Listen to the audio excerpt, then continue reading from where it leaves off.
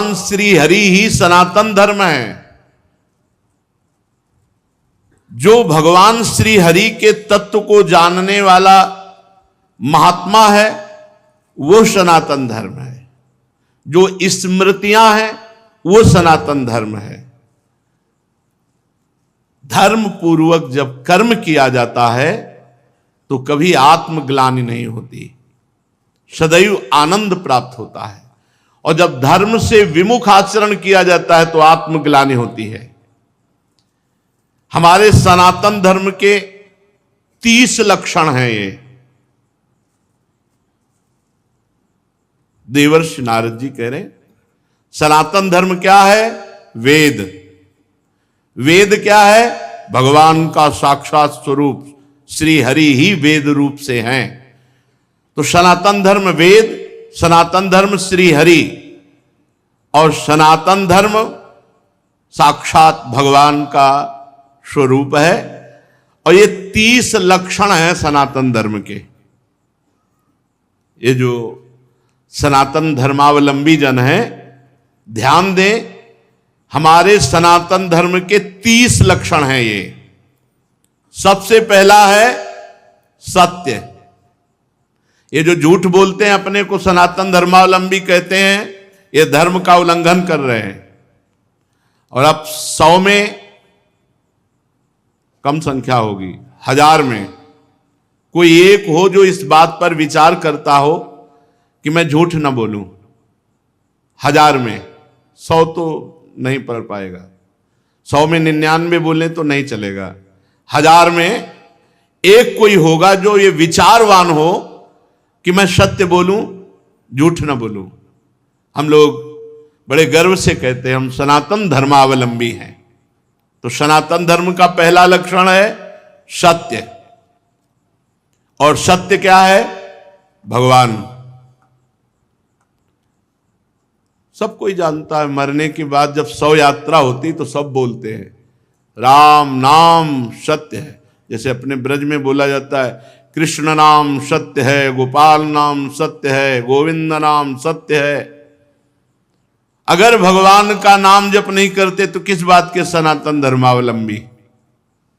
सत्य नहीं बोलते तो किस बात के सनातन धर्मावलंबी? रघुकुल रीति सदा चली आई, प्राण जाए पर वचन न जाए।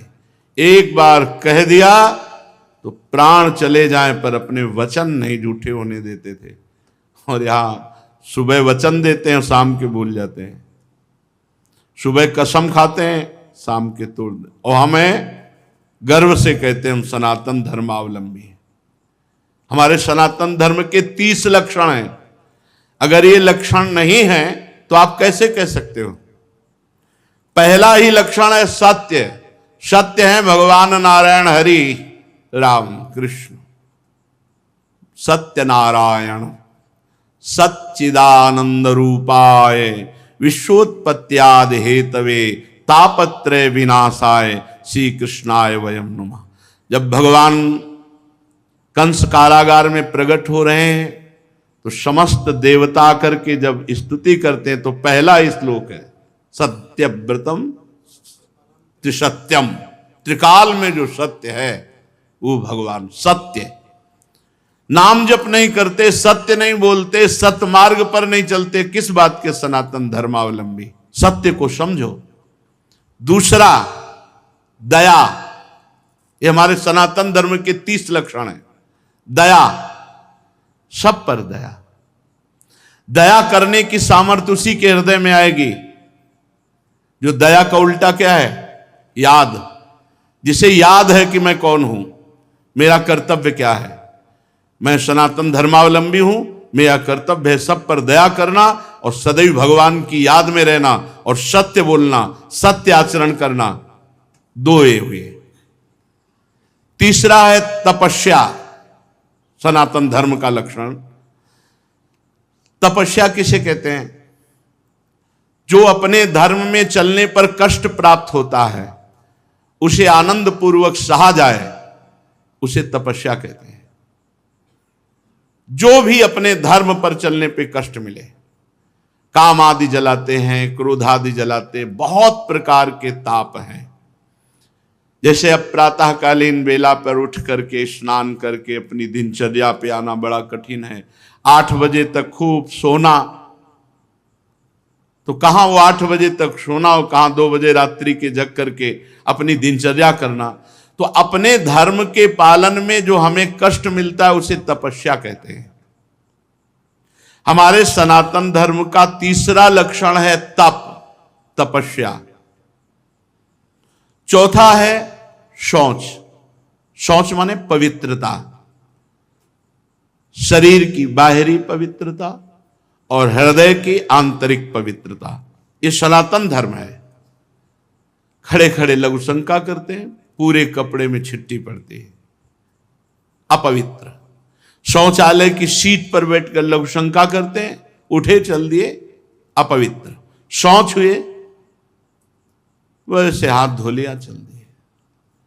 नहीं, बाहरी और भीतरी दोनों पवित्रता होनी चाहिए। लघु शंका ऐसे स्थान पर करो जहां लौट कर तुम्हारे ऊपर छिट्टी न पड़े। हाथ धोइए, पैर धोइए, आचमन कीजिए। शौच उतने ही कपड़ा पहनकर होइए जितने प्रक्षालन धो सको। और साबुन मात्र से पवित्रता नहीं मानी जाती। साबुन से एक बार हाथ धो लो तो एक बार रज से जरूर हाथ धो। थोड़ी रज ले लो। मान लो आजकल बड़ी आधुनिकता है कि नालियां जाम हो जाएंगी, तो थोड़ी रज ले लो। और रज का स्पर्श ही पवित्र करता है। जल, मिट्टी, रज आदि से बाहरी पवित्रता, और छल कपट, गंदी बातें सोचना, गंदी बातों के संकल्प बनाना, ये सब अंदर की अपवित्रता है। इसका त्याग कर दे। छल कपट, गंदी बातों का चिंतन, गंदी बातों का संकल्प त्याग करने से आंतरिक पवित्रता होती है। और बाह्य और आंतरिक दोनों पवित्रता पूर्ण रूप से सुरक्षित रहेगी यदि धर्म का पहला लक्षण सत्य, सत्य है हरि, सत्य है हरि नाम, यदि नाम चल रहा है तो भीतर और बाहर दोनों से पवित्र रहोगे। सवायाभ्यंतर शुचि, वाय अभ्यंतर शुचि।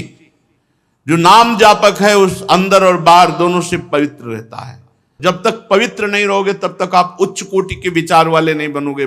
पक्की बात समझना, जितना आप पवित्र रहोगे उतने ही आपको दैवी संपदा के विचार आएंगे, उतने ही दिव्य महापुरुष आपसे मिलने आएंगे अव्यक्त रूप से। अब आप समझो, ये बात हम कह रहे हैं, इसमें कितने % लोग बच रहे हैं। पवित्रता बहुत जरूरी है। पवित्रता, ये जो आज के लोग हैं ना, बोले मन पवित्र होना चाहिए। सर ये बाहरी सब क्या है, तो दिखावा है। तो मन कैसे पवित्र होगा? बाहरी तो तुम्हारा मन अपवित्र हुआ है, भोगों में, शरीर में, संसार में। तो यहीं से पवित्रता शुरू होगी, तब तुम्हारा मन पवित्र होगा। बाहर से पवित्र होते होते अंदर पवित्र हो जाओगे। बाहर अपवित्र है तो। हमारा सनातन धर्म का लक्षण चौथा है पवित्रता। पहला सत्य, फिर दया, फिर तपस्या, फिर पवित्रता। 30 लक्षण है। ये सनातन धर्म है, इसको समझो। पवित्रता बड़ा कठिन है पवित्र रहना। आप देखो, बड़ा कठिन है पवित्र रहना। पवित्रता अत्यंत अनिवार्य है। सब साधक के ध्यान, पवित्रता। अगर पवित्रता नहीं तो आपका विचार उत्तम नहीं हो सकते। आप महापुरुषों का जो चिंतन शैली है वहां नहीं पहुंच सकते।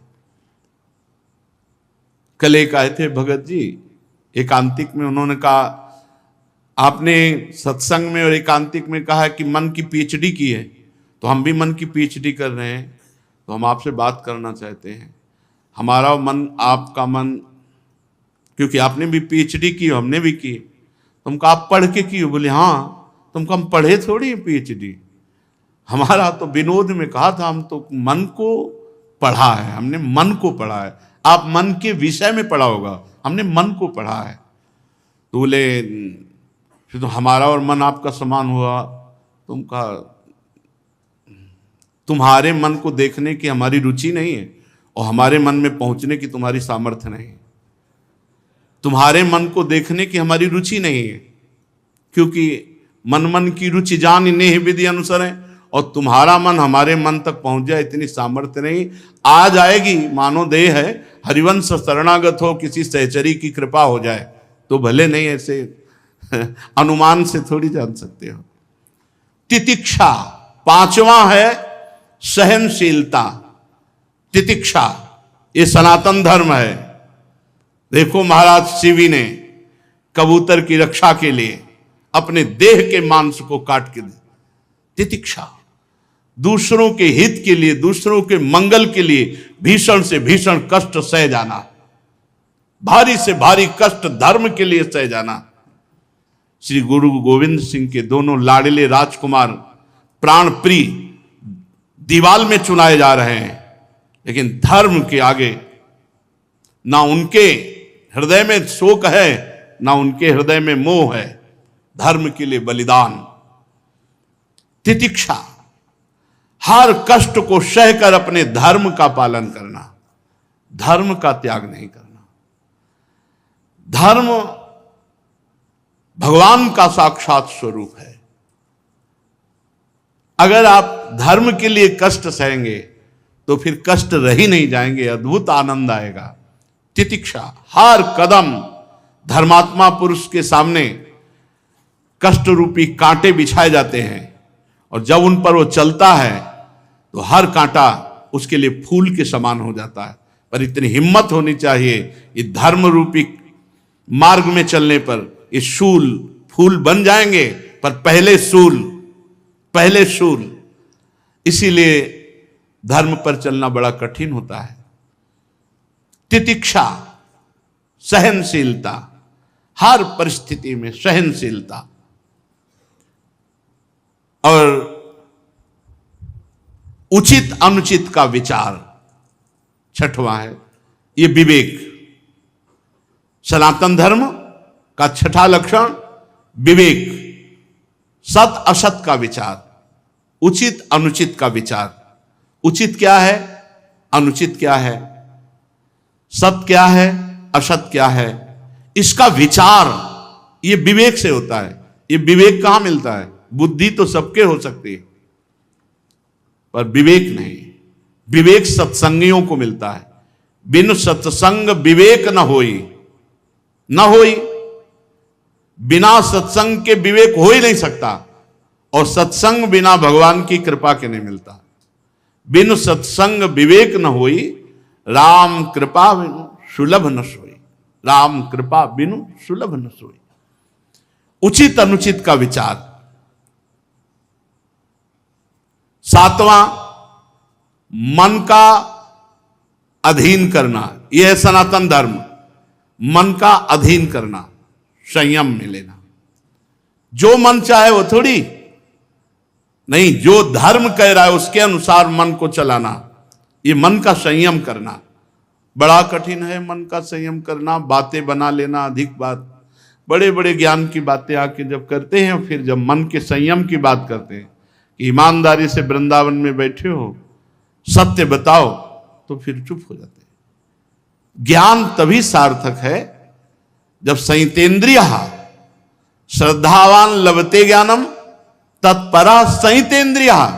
जो तुमने ज्ञान जाना, तत्परा उसके परायण हो और अपनी इंद्रिय मन को संयम में लो, तब तो तुम्हारा ज्ञान सार्थक। नहीं तो बकवास है, ज्ञान थोड़ी है। ये बातें बनाना अलग बात, अपने लोग पूरा जीवन इसी में चल रहे हैं, पूरा जीवन का निर्णय बता रहे हैं। भगवान की कृपा के बिना एक कदम भी नहीं चल सकते। भगवान की कृपा के बिना एक दिन भी पवित्र नहीं रह सकते, एक दिन भी। ये हाथ उठा कहते हैं। कोई मुच्छ टे तो भाई अलग है, कभी हमें मिले ऐसा कोई कि भाई बकाया हम जैसे बता रहे हैं कि एक दिन भी साधना परायण होकर पूर्ण पवित्र जीवन तो ये भगवान की कृपा से निपटा। पूरा जीवन तो बहुत बड़ी बात है। मन का संयम